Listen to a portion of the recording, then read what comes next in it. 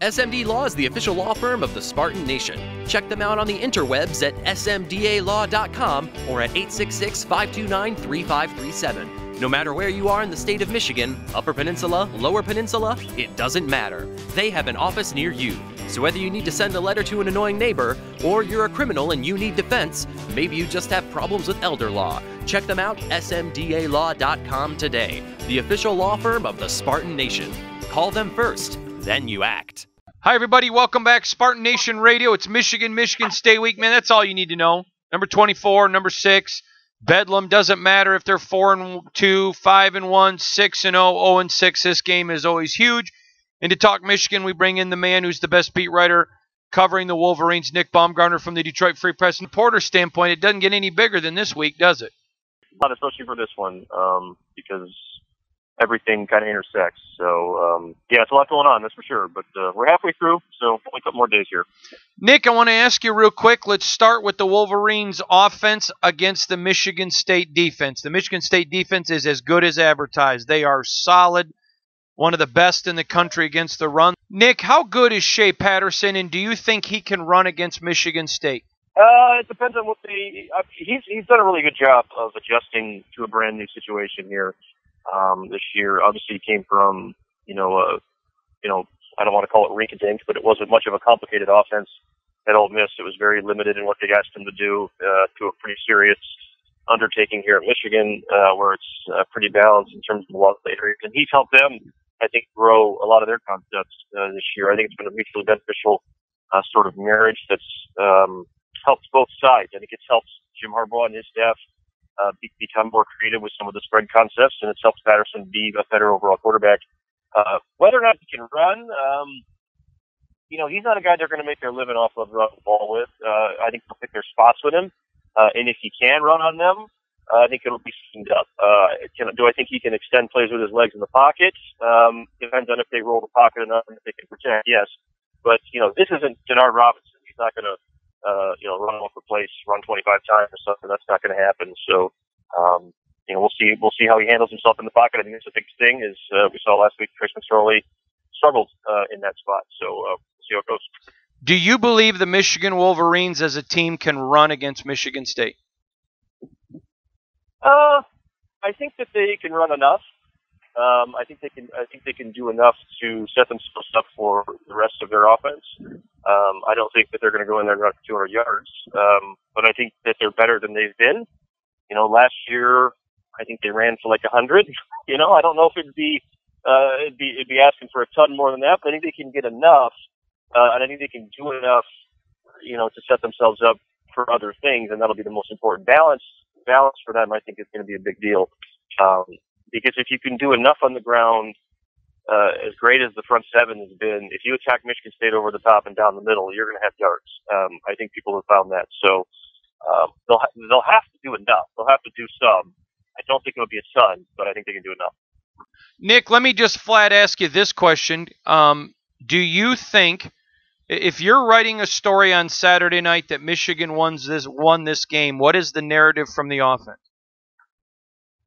From the offense, that it didn't turn the ball over, that it played mistake-free, and more importantly, that it stuck to what it was trying to do. I think Michigan State, this is underrated, and people don't talk about it because I think it's one of those things that's very difficult to put your finger on.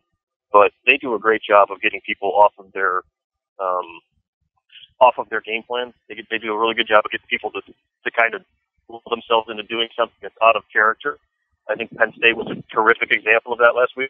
What Penn State did offensively last week made zero sense compared to what they've done the previous four or five games because Michigan State got them off their game. And so for Michigan to win the game, they have to stick to their plan.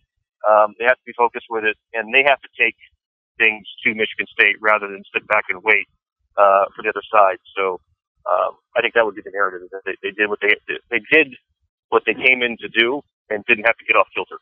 Do you expect Michigan to come in with a game plan? Okay, fine, we're not going to be able to run much against States, but what we can throw a lot more than usual? No, I'm sure they'll try to run the ball. I'm sure they'll try to balance it as much as possible.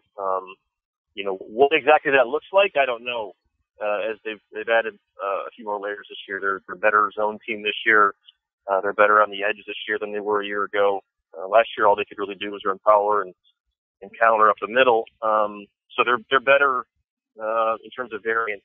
So I think they'll try. I don't know how much success they'll have with it, of course, but I think it'll certainly be in the game plan. Nick, let's turn our attention then to the other side of the ball, the Michigan defense against the Michigan State offense. I think Michigan's defense is just as good as Michigan State, solid, good. You would know better than I. I've watched every Michigan game, most of them more than once. The thing that sticks out with me is you're just not going to run at Michigan and run the ball. Just not going to happen. But where you can beat them is where they've had a little bit of trouble. Saw it with Notre Dame and a couple other times when they've gotten behind, is when people roll their quarterback out, create a little bit, and then their safeties are so aggressive. If you can get them to come up, then you can hit some passes. Am I wrong? Well, I think what's happened is and you're sort of right, I would say both, right? Because I think what's happened is you're correct in that they play so much man-to-man that when you're running downfield and your back's turned to the defensive back, that creates open lanes. And obviously Notre Dame was able to take advantage of that. That was a problem a year ago. And then what Notre Dame did, again, this is something that Michigan State did last week, Penn State. What Notre Dame did was they just put the ball in the air and let big guys go make plays. And Michigan got burned 2 or 3 times on deep throws where the other guy made the play. And it wasn't schematic, it wasn't anything else. It was just a guy going up the shoulder and making a catch. And that's why I think, Michigan's job on Felton Davis is probably the biggest thing defensively that they'll have to do. They cannot let him run down the field and take back shoulder shots. Brian Lewerke, if you keep him in the pocket and make him read and throw, he has not been great this year, but if you let him bail out and just throw it on the sideline to Davis, they're going to make plays. So they've got to take that away. They've got to be disciplined, like you said, when he breaks the pocket, and they've got to make sure they tackle him. I mean, that was the game last year, right? He broke the pocket 3-4 times. They got a touchdown out of it twice, and extended drive. That was it. So they've got to find a way to stop that and slow that down in a game where obviously concessions are probably going to be at a premium. Nick, let's talk about the special teams of Michigan. The Michigan State kicker has been terrific. Their punter, potential All-American punter is out. The kickoffs have been excellent. What's your thoughts on special teams of Michigan? Michigan's punter, Will Hart, has been I think he's probably been the best punter in the league. He's averaging, or he was before last game, averaging over 50 a kick. He's been terrific. It's been a major, major upgrade for them this season. Quinn Nordine has still been a little back and forth. He missed 2 picks last week. Compared to that, I think he missed 8 straight. So, that could be something to watch. But in terms of the punting game, which we always, this game, punting is always a big deal. Michigan's punting's been real good. So overall, I think special teams has been solid. Nordine can be more consistent, of course. So we'll see how he handles that. So let me ask you this. Is there a magic number point-wise that you say the first team to get to this wins? Yeah, I don't know. I'm having a hard time with this one because I think when I look at it, it's obviously a defensive game. I would probably say that this game's probably somebody's going to be in the teens and somebody will be in the 20s. So if I had to pick one, maybe 20. Somebody can get to 20. I think there'd be a hard time for the other one to pass that number. But I guess we'll see. I think it'll be a really good game. I think this is one of those years where it seems to be both teams seem to have some confidence, and both teams seem to like what they've got, and we'll see how it hashes out. Nick, we'd give you a full pass on Saturday's Freep if you change it, but right now at this moment of our taping, what do you predict the score to be in the winner for Saturday? I don't want to cop out. I don't know. I don't know yet. I haven't made up my mind. I picked Michigan State in the summer, but, I've seen the way Michigan's played here the last 6 weeks. They're very, very confident. This is as confident offensively as they've played in the Harbaugh era. I know Michigan State's beaten up.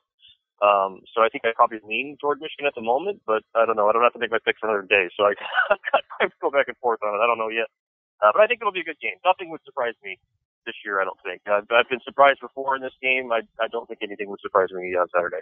All right, one last question, and it may lead to a second, but we're hurrying, Nick.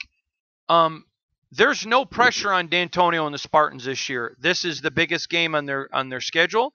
It always will be. It's the countdown clock, all of that. But the reason I say no pressure is if they lose, they beat Penn State, they can still go on, whatever. It doesn't mean people won't be disappointed. But one element I'm not hearing anyone but me talk about is there is a ton of pressure on Jim Harbaugh. He's got to at some point start winning some of these rivalry games. Listen, I said to you this summer when I had you on the show, I heard when Enos was there that it was all Michigan State, that Michigan State was in his head. Do you agree with that analysis? All the pressure is on the Wolverines Saturday. I don't know, because I don't buy that there's no pressure on Michigan State to win this game. That's not how D'Antonio's operated. And if they go into the game playing like that, they're going to lose, because they've never gone into this game thinking that way.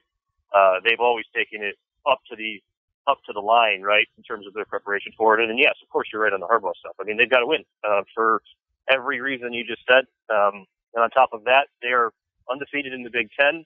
If they can get through this team, they go into a bye at 5-0. They get Penn State at home after that, and then they are on their way to probably being 10-1 and playing Ohio State for the whole thing. So, for the sake of the rivalry, for the sake of the pressure that he gets critically, and more importantly, for the sake of his season, they have to win the game. You know, Michigan, what a blown opportunity it would be, because they are playing really well, and what a blown opportunity it would be if they botch this thing or lose it in some way, and then go out and finish the way that they're capable of finishing, and then look back and say what would have happened if. And there's been a lot of ifs on the Michigan side for the last however many years, and I think they believe it's high time to get rid of those, and I'm sure Michigan State would love to make sure that doesn't happen. So we'll see what goes on. All right, then I said it could lead to one last question, and this will be the last one then. You just acknowledged that that not all, you didn't agree with that, but you did acknowledge that he's got to win this one. There's a lot of pressure on him. What does a loss do to the Michigan fan base? I'm not saying you're predicting one. I'm not saying you're wanting one. But you are the beat writer. You do cover the team, and the fans do look to you. You know the beat of that fan base. I don't. What is their reaction on Sunday morning when they get up if Michigan is lost? No, it would be the same as it was a year ago. They'd be enraged. I mean, they would be furious. So I mean, there's none of this stuff anymore. I don't think from many people claiming that this is something that they don't take as serious as whatever. I mean, that's out the window. I mean, they take this seriously. They've been embarrassed in this game too long. Last year was one where they turned the ball over 5 times and lost by 4 and sat there and wondered what happened for 300 and some days. And so you can't do it. You got to win the game. I mean, it's for everything that we just talked about. The fans would be none too thrilled with anything but win.